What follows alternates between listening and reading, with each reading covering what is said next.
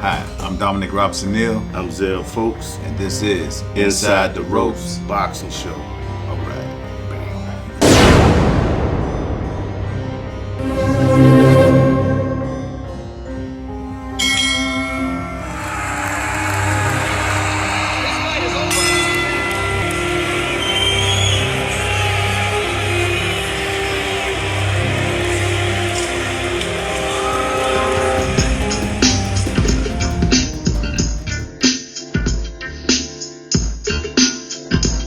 Hi, I'm Dominic Robinson Neal. We got another great episode of Inside the Ropes. I got my co-host back, Marlon Clement. His old lady let him out today, told him he'd go play, so he came here to be with us. Then I got my son, Ramik McDonald right here.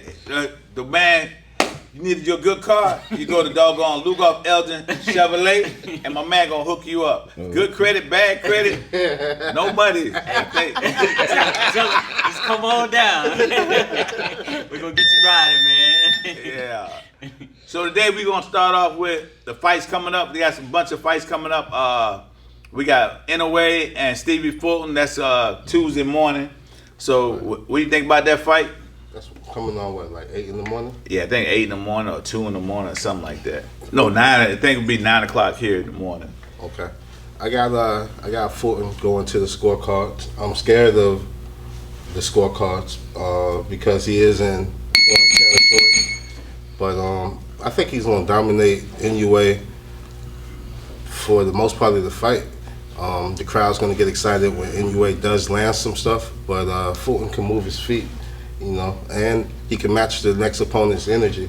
So if Inoue wants to come out and fight, Fulton can fight. If Inoue's trying to box, I think he's gonna get outboxed by Fulton. That's my take on it. Okay, now let me give my take.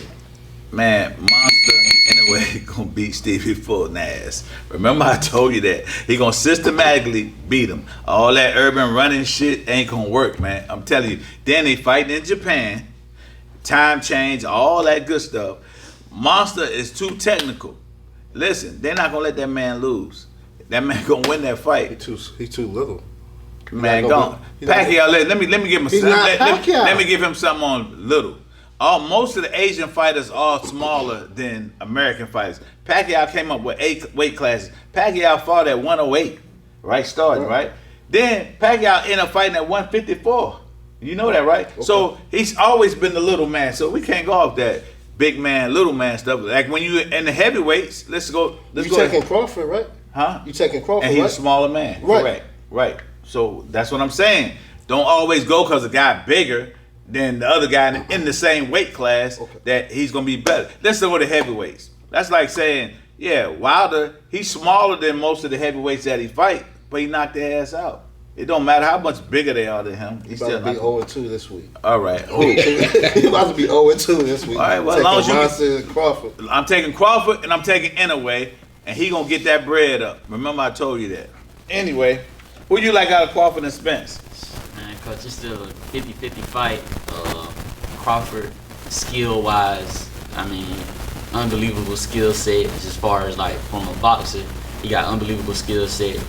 Earl, I think like Earl's story, a lot of people like Earl going through that car wreck, coming back. So I think Earl, like his story, people who, non-boxing fans, they just hear about his story and be like, man, that's a tough dude. You know what I'm saying? This dude got ejected out of car, came back, he's still fighting. The average person it take heart and it take a lot to come back and, overcome that. And he had a detached retina. Yeah, his eye, yeah. He's a Terminator. He's a machine. The persevere, all that, man, and still come back. My personal opinion, it's a 50-50 fight. My heart telling me, but I like Spence just because everything he overcame. But yeah, on the fly, it's a difference maker. Spence, he, like you said, he the Tim Duncan, he missed the fundamentals. But when you got Crawford, like a Jordan, who can hit you with the mid post, he can hit you back to the basket. He could get to his spots. It's tough to really, you know what I'm saying? Correct. Yeah, it's tough to do that, man. And then they talk about the story. You gotta realize Crawford got shot in the head. It's true. And came back and started boxing. You gotta look at how Crawford came up And your city, Omaha, Nebraska. No doubt. He from Omaha. Crawford done ran him out. That's why he mad at That's why Crawford. he see you spit.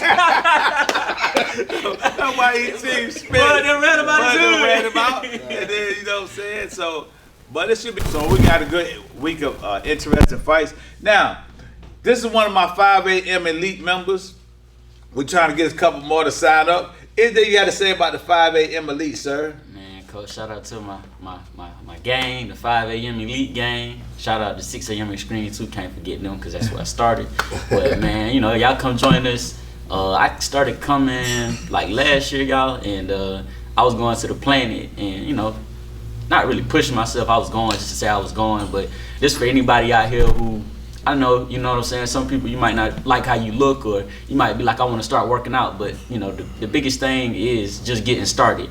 You know, somebody told me one time, you don't gotta, what's the saying, you don't gotta be great to start it, but you know how, you ever heard? Yeah, you don't have to start off great to finish great. Great, that's it. Right. But yeah, I mean, since I've been coming to Robinson Hill, man, I started off as a one-legged mule.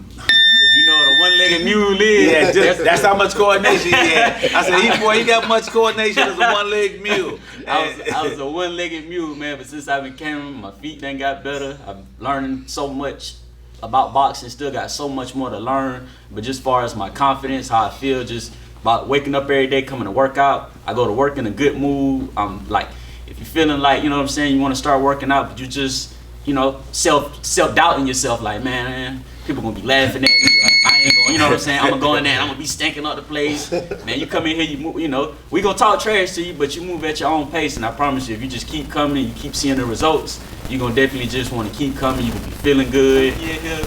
I ain't never seen so many people ready to clown on each other at 5 a.m., 6 o'clock. I'm talking about, it's like going to school. When you walk through, you better have your best jokes ready, because we on your top.